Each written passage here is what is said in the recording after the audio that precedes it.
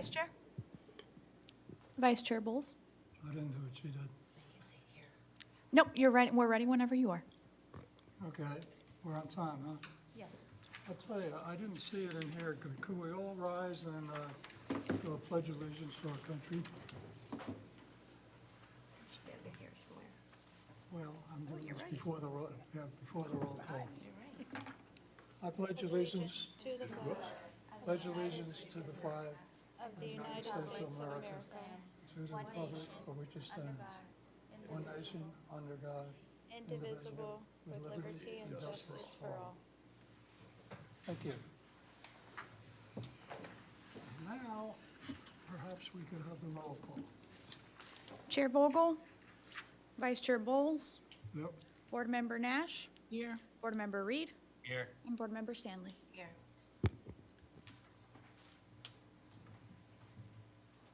All right, and then it would appear we have the advisory board members' oath that we will be taking.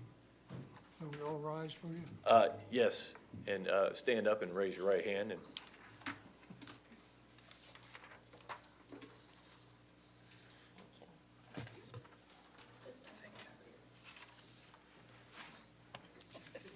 everybody ready?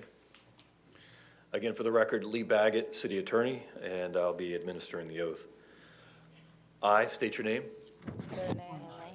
Am qualified under the Constitution, I'm qualified under the Constitution, laws of Florida, laws of Florida, and the Code of Ordinances for the City of Stuart, Florida, and the Code of Ordinances for the City of Stuart, Florida, to serve as a member of the Board of Adjustment, to serve As a member of the Board of Adjustment, and that I will well and faithfully perform the duties of an advisory board member and that I will well and faithfully perform the duties of an advisory board member, on which I am about to enter, so help me God.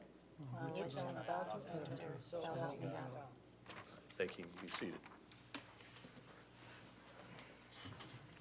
congratulations, board members. And next item on our agenda is the annual board reorganization, selection of chair or reselection of the existing chair and selection of the vice chair. Do we have anybody making any recommendation or motion? If not, I'd like to make a motion that our current chair serve another term. Vice Chair Bowles, I would need someone else to make that motion since you're chairing the board right now. I make the motion that we have our remaining chair remain on the board moving forward. Second. Thank you. Any discussion on that? All in favor of the motion signify by saying aye. Any opposed? Nope. Okay, now I'll be looking for a motion for the vice chair, which any one of you will do very well. And so would you, unless you elect not to serve. I think I've had enough experience. Sean. I'll be honest, I'm busy over the next 6 to 7, 8 months. Claire. Are you volunteering? I am going to move that Warner Bowles re-serve as vice chair. I'm going to second that because I'll be gone. Okay, we have a motion for Warner Bowles to be vice chair, and we have a second. I will second that motion. Second. Any discussion on the motion? If not, all those in favor signify by saying aye. Aye. Aye. I gather there's none opposed, except me. Okay, well, interesting. After all of this, now we can talk about approving the agenda. You have the agenda in front of you. I'll look for a motion to approve the agenda or change. I motion to approve the agenda. I'll second it. I have a motion and a second to approve the agenda. Any discussion? All those in favor signify by saying aye. Aye. Any opposed? Like sign? No. Okay, next item then ends up being the approval of minutes of the August meeting, which you hopefully are familiar with or having read, since the package apparently went out to a number of you. I move approval of the minutes from the August 24, 2023 meeting. I second Okay, that. we've got a motion and a second to approve the minutes as they exist for the August 24th Board of Adjustment meeting. Any further discussion on that? If not, all those in favor of the motion signify by saying aye. Aye. Any opposed, like sign? No. Comments from public? Do we have any comments from the public? I do not. Okay. You only have 3 minutes. They're not here. Okay, comments by board members on non-agenda items. Any comments? I have none. Done. Train. Well, you want to make that in a motion? None. Okay. I wanna get dinner tomorrow. All right, then we're down to the action items, which is the final order of the variance approval, and the petition number is in here without me repeating it.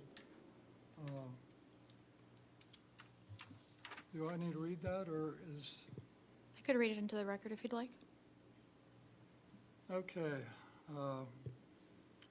Final order of variance approval. Lance Vogel with Vogel Architects representing the property owner, Alan Hammersley, is requesting a variance from section 6.09.02 C3 of the City of Stewart Land Development Code to allow an accessory structure to exceed 50% of the footprint of the principal structure by 23.9%. So I would assume at this point we need to vote to approve the final order. You will, but staff does have presentation there for you. We don't have a staff presentation? Yes, we do. Staff has presentation right over there. Vice Chair Bowles, we have a pink document in the drawer in front of you. I don't know, did you pull those out or?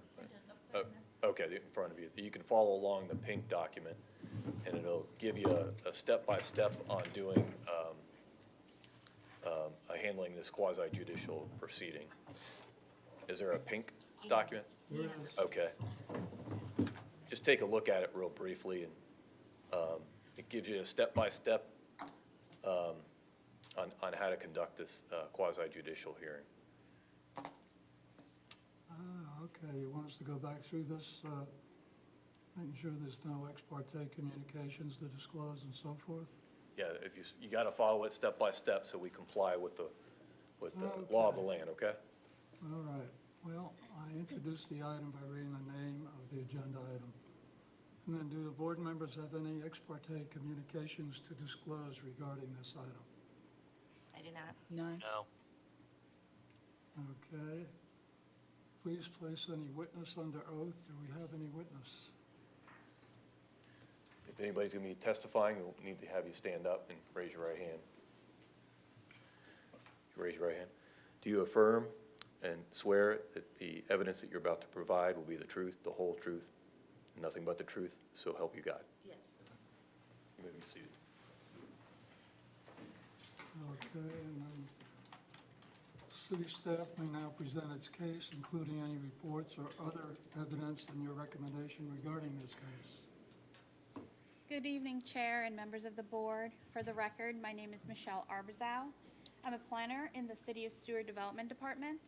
Tonight, I am presenting agenda item number 4, a variance request from property owner Alan and Lisa Hammersley, whose agent is Lance Vogel of Vogel Architects Incorporated. In accordance with the Land Development Code, Section 8.05.03, letters were mailed out on January 5th, 2024, to 34 property owners located within 300 feet of the subject property. One public notification sign detailing the Board of Adjustment public hearing was posted on the premises. The Board of Adjustment public hearing meeting is not applicable to advertise within the local newspaper. The .27 acre subject property, outlined in red, is located at 813 Southeast Weir Street and incorporates Lot 13 and 14 feet of Lot 12 of the Hildebrand Park subdivision. The single-family home was constructed in 1913 and include a detached garage, an in-ground pool, tiki hut, and a utility shed. In January of 2022, an existing garage was converted to an accessory dwelling unit. And in October of 2023, the applicants submitted the subject variance request to allow an accessory structure to exceed 50% of the footprint of the principal structure by 23.9%. The property is zoned single-family general, R1, and is not within any sub-districts. The surrounding properties are zoned single-family general as well, R1. The subject site is within the area of minimal flood hazard FEMA flood zone X. The property's future land use designation is low-density residential, and the surrounding property's future land use designation is low-density residential. In accordance with the Land Development Code, Section 6.09.02.C.3, the footprint of an accessory structure shall not exceed 50% of the footprint of the principal structure. The applicant is requesting relief from the code to have the accessory dwelling footprint exceed the allowable 50% of bringing the total accessory dwelling unit to 73.9% footprint of the primary structure. The image submitted by the petitioner shows the accessory dwelling unit in the back of the property next to the pool. You will see the tiki hut, which will require relocation and a building permit for tie-down. The second image submitted by the petitioner shows the front of the property. The lot size is 11,899 square feet. The primary dwelling footprint is 1,288 square feet. The allowable 50% of the primary dwelling footprint is 644 square feet, the existing accessory dwelling unit. With the proposed lanai, the requested accessory dwelling footprint will total 952 square feet, which is 23.9% over the allowable 50%. The petitioner is requesting a 73.9% building footprint of the primary dwelling building covering. This property has met the maximum allowable accessory structures on site. Mailers were sent to 34 properties within 300 feet of the subject property. The development department received one phone call. The caller stated that she is the neighbor to the north, asking if the subject project will be built inside the setbacks. Staff confirmed that the proposed lanai is meeting the setback requirements. The caller did not have any objection of the board granting the variance.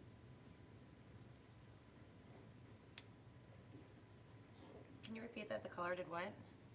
Did not have any objections to the board granting the variance. And that was the only call that was made? Correct. Brought in. The City of Stewart planning staff does not support the requested lanai addition due to the noncompliance of Section 6.09.02.C.3, which states an accessory structure shall not exceed 50% of the footprint of the principal structure. Therefore, staff is recommending the Board of Adjustment denying the proposed variance petition. This concludes my presentation. Staff is available to answer any questions the board may have. The applicant also have a presentation when you're ready.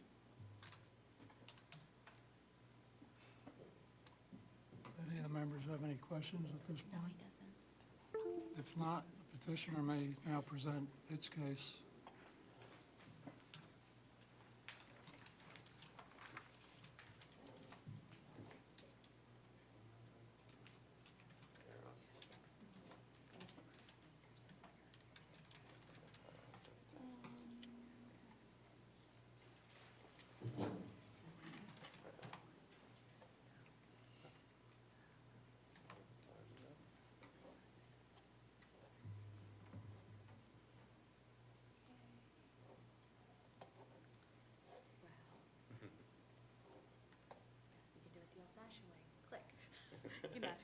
you. just ask you, okay. Okay.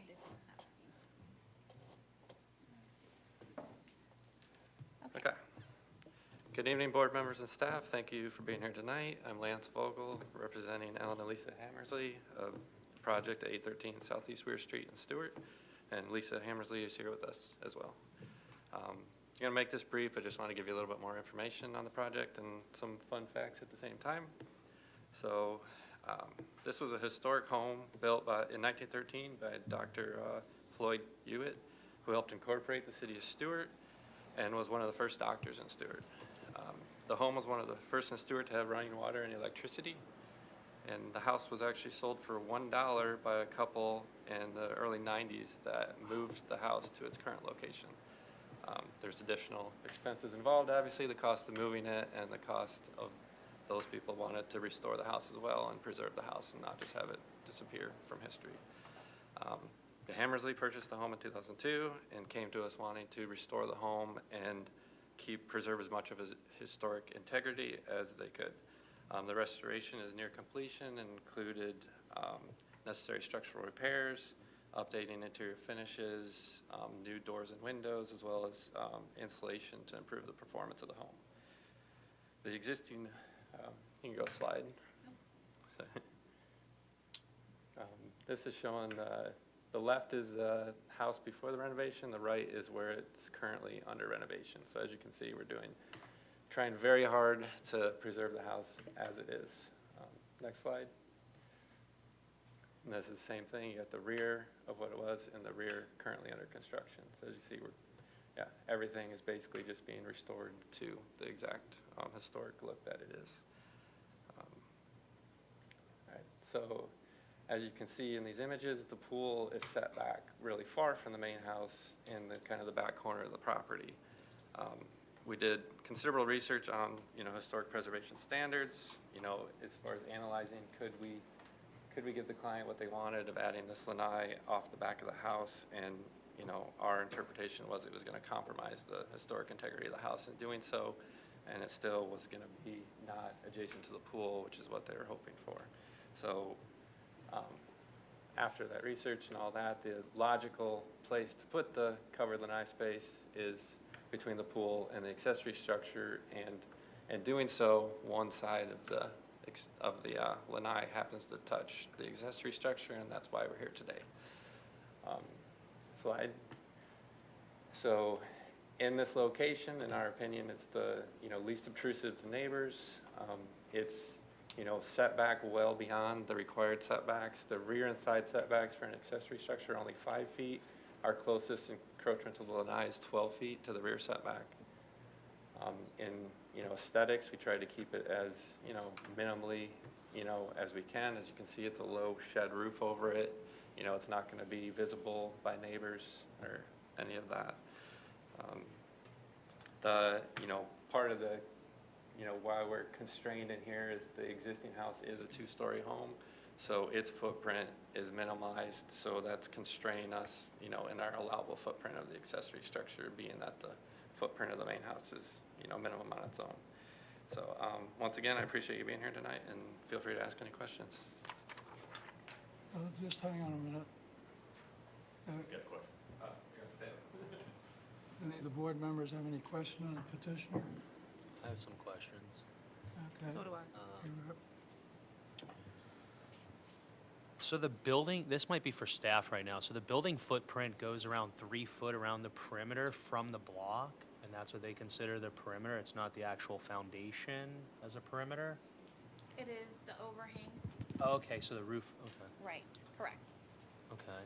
And it's still 3 foot, even if they had a roof overhang, that would be less than 3 foot?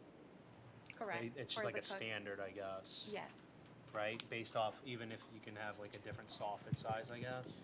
Board Member Reed, that is the definition in our code as far as footprint. Okay, That's that how they makes identify sense. that. And also, as far as, I know you mentioned, Lance, like they said it would compromise the original house if you did it. Who was that said it would compromise? It was our analysis. Okay. Doing so based on looking What at you've historic seen, preservation yeah. standards and Okay. that, typically, you can go in, make changes in the interior when you're doing historic renovation, you're allowed to do that, but, you're trying to keep the exterior as close as you can to the original with doing your structural repairs and updating energy efficiencies of the property. Okay. And this might be for staff as well. So if, let's say none of these structures existed, I guess, would the applicant be able to start from scratch and go for permits? I'm just curious for my own peace of mind, if he could build a bigger main house and still meet this same thing for the accessory house, I guess, would that meet city code then?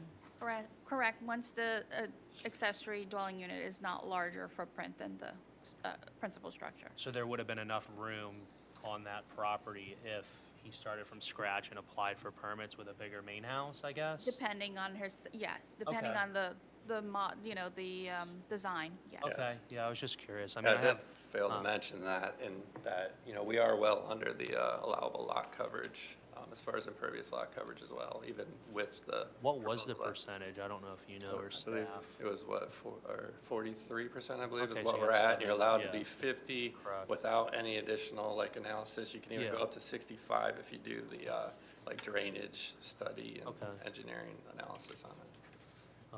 And there was no feedback from the neighbors besides the one call for city staff? No one? Correct. Okay. All right, I think that's it for now. Any other board member questions? So my questions are about the structure. The lanai, what kind of base would it have, foundation? It's just at grade, slab on grade finish. We might extend the pool, pool deck finish into there.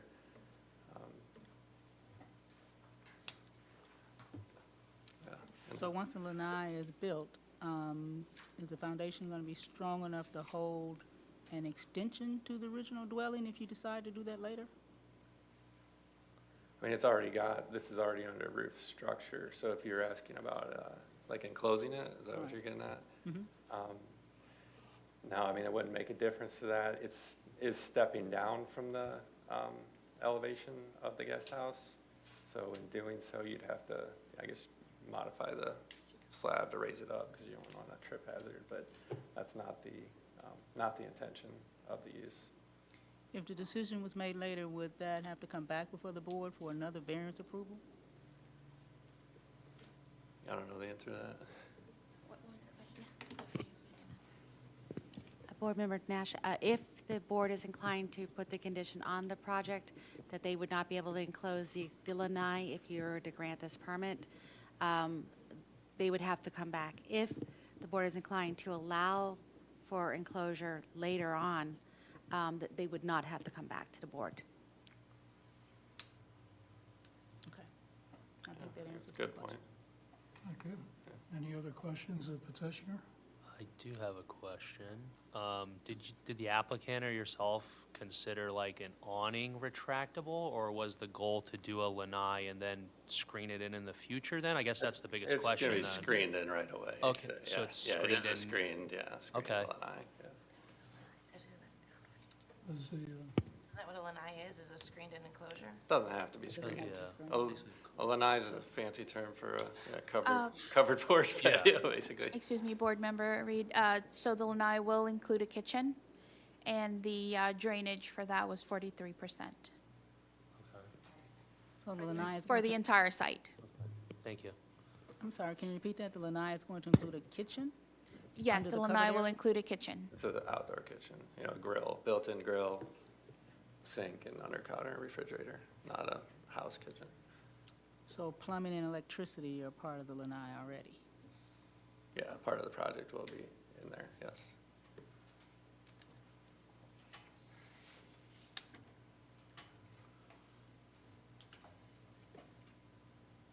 does the city staff have any further questions of petitioner? We do not. Okay, and does the petitioner wish to offer any rebuttal testimony to anything that might have been questionable? Nope. I have a City- question. Oh, sorry. Go ahead. I have a question for staff. If there was a breezeway connecting the main house to the accessory, would that be considered one main primary structure then? Board Member Reed, that is correct. If there was a solid breezeway, that'd be part of the principal structure, be added as the square footage. So if there was a breezeway per se, he would go straight to the building department for the lanai then and not even be in front of the board? Correct, if he shows a solid roof connection. Which wouldn't require a variance then, correct? But it couldn't be in its location because the main structure has a 15-foot rear setback and 7.5 on this property. So it can never be combined to the main house without a variance. So just to clarify, that if the lanai was not attached to the accessory structure and it was shifted a little bit and they connected it with a roof, a solid roof line, that would be part of the principal structure. Right. The lanai currently is going to be connected to the existing ADU that's already been converted.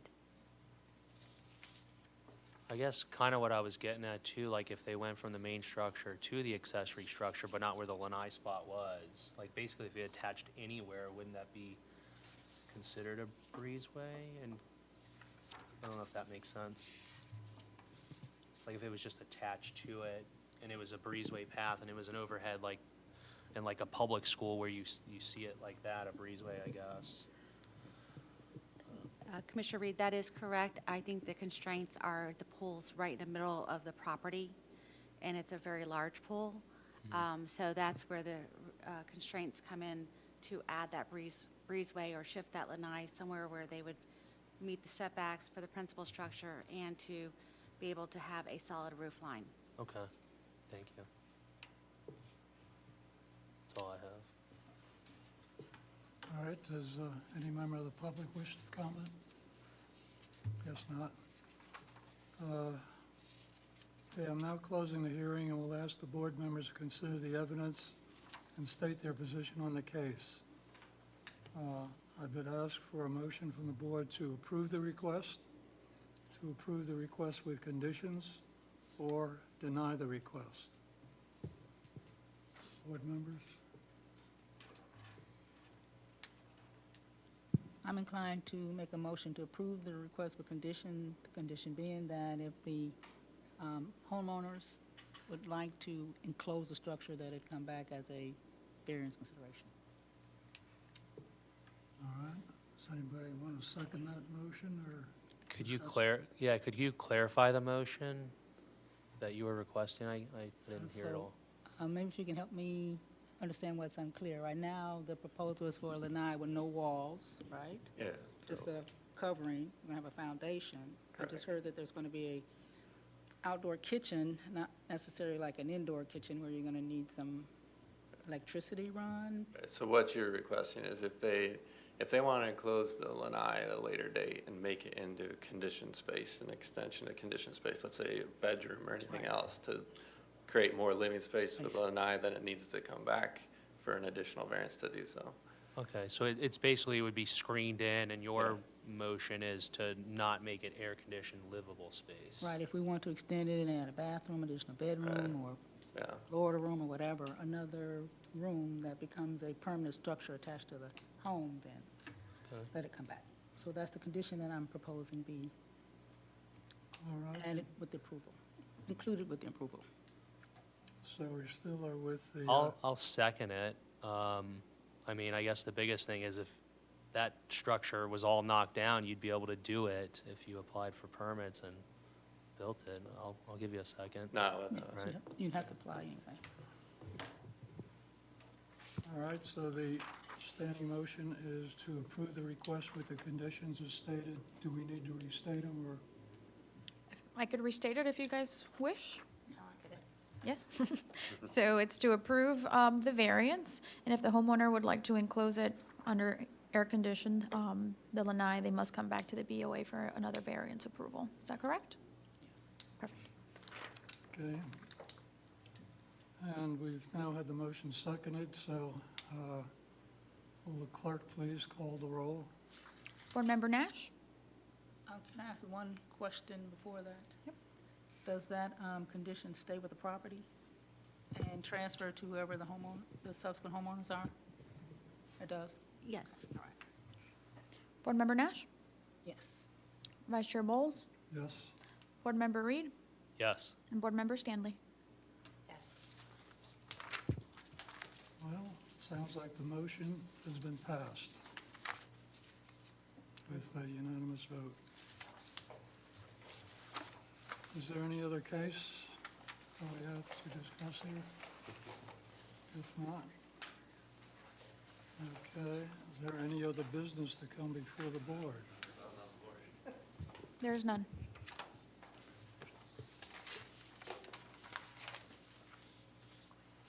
Well, there is an item listed here, staff update. We have no updates today. All right, thank you. In which case, I would entertain a motion to adjourn. So moved? Okay, motion second to adjourn. All those in favor signify by saying aye. Aye. That's unanimous. Thank you very much.